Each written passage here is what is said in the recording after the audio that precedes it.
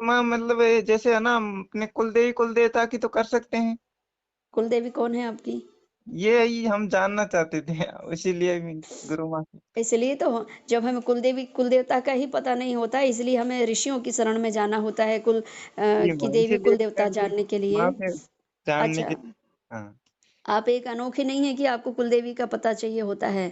बड़े-बड़े ऋषि मुनि महात्मा जन जब तपस्या में लीन रहते थे, उसी समय राजा महाराजा लोग जाते थे उनके पास कि भगवान हमें अपनी कुल देवी देवता का पता नहीं पता है और आप बता दीजिए।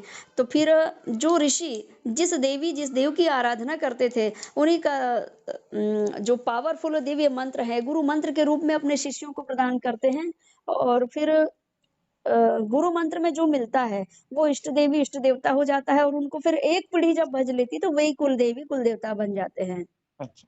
हाँ, तो दीक्षा में अब जैसे कि आप महाकाली की आराधना कर रहे हैं, तो आपको माँ भगवती महाविद्या महाविद्या की आप आराधना कर रहे हैं, तो आप महाविद्याओं की दीक्षा ले लें, तो वही आपकी कुल देवी, वही आपकी इष्ट देवी, एक साधे सब सधे। लेकिन जैसे माँ गुरु माँ जैसे कुल देवी कुल देवता पहले से ही हैं अपने कुल के, तो फिर। तो उनको जब पहले से हैं तो उनको जागृत अवस्था में दर्शन स्पर्श करने का मन करता है ना, कि जब हाँ। तुम हमारे साथ ही हो, हमारे कुल पूज्य हो, तो एक बार आपके दर्शन हो जाते भगवान, मैं धन्य हो जाता।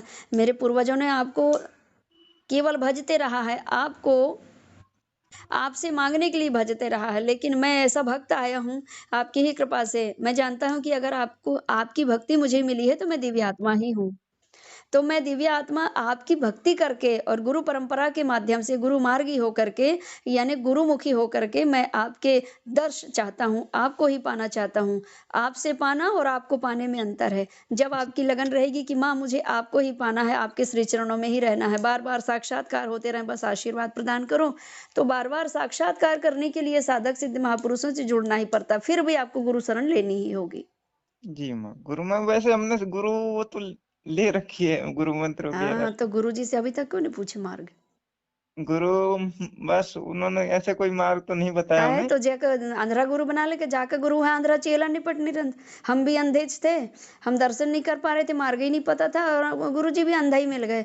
तो अंधे को अंधा मिला लालच के दाव, दोनों मिलके डूब गए चल पत्थर की नाव। तो बेटा तुमको सदगुरु मिलेंगे तो तुम कठुआ की नाव में बिठाएंगे और पुस्तक के ज्ञान वाले गुरु से मिले पत्थर की नाव में चढ़ा देंगे, खुद भी नहीं गए और शिष्य खुद भी भटक गए, शिष्य को भी भटका देते हैं। तो अब हम क्या करें, हमारे लिए क्या वो है वो हमारे। वो खुद ही आप सोचो, खुद ही समझो कि आपको साक्षात्कार करना है मैया के और उनके साक्षात्कार होने के बाद आप अपने जीवन में स्वयं की भी सुधारो, परिवार की भी सुधारो, समाज और देश का भी कल्याण करने के योग्य बन जाओ सद्गुरु परंपरा से। जितने जितने सारे मनुष्य हैं, नेता, राजनेता सब ये गुरु शरण लेते हैं, ईश्वर इष्ट की शरण लेते हैं, तो आपको लेना चाहिए। जी। जब आपका मन करेगा कि हमें सद्गुरु की शरण जाना है, उनकी दिव्य कृपा प्राप्त करनी है, तो फिर आप चले जाओगे गुरु शरण में। अभी तो खूब देखो मेरे को, खूब जानो, खूब समझो कि हमें गुरु माँ से जुड़ना चाहिए या नहीं जुड़ना चाहिए।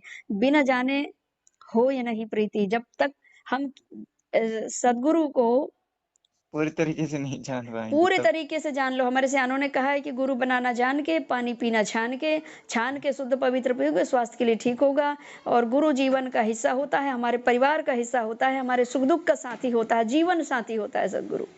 जी। ठीक है? तो सदगुरु को अच्छे से पहचान लो, जान लो कि हम इनसे जुड़ने के योग्य है नहीं, ये हमारे जिंदगी में आने के योग्य है कि नहीं। इसके बाद गुरु दीक्षा लेना और गुरु के बाद दीक्षा लेने के बाद में फिर गुरु निंदा नहीं की जाती। गुरु के भी पेपर लीजिए, खूब लीजिए परीक्षा, लेकिन दीक्षा के पूर्व। और वो जी। जब दीक्षा हो तो शरणार्थी हो जाए, सॉरी माफी मांग लो कि भगवान मुझे क्षमा कर दीजिए, मैंने अनेकों बार आपकी पेपर लिए, लेकिन अनेकों बार आप पास हुए हैं, तो अब मैं आपके शरणार्थी हूँ परिवार सहित। ठीक है? जी गुरु देखो, माँ। जिस माँ की आप आराधना करते हैं वो उसके बिना आप नहीं रह पा रहे हैं, लेकिन माँ भी आपके बगैर नहीं रह पा रही हैं। ये भी बात है, तभी आप तिल मिलाते रहते हैं, क्योंकि माँ भी आपके बगैर नहीं रह पा रही हैं और आप उनके बगैर नहीं रह पा रहे, लेकिन माँ भी आपको दिव्य साक्षात्कार देने के लिए साक्षात प्रकट होने के मतलब दर्शन देने के लिए संतों का माध्यम लेती हैं, जी। क्योंकि भगवान का निज निवास स्थान संतों का हृदय होता है। संत तो हृदय गुरु माँ नवनीत। अब हमारे लिए क्या मार्ग है? ऐसा तो कुछ मार्गदर्शन तब करो, जब भी तो हम कुछ करेंगे आगे के लिए। क्या करें गुरु अब? दीक्षा पहले, उसके बाद में फिर भगवत भक्ति।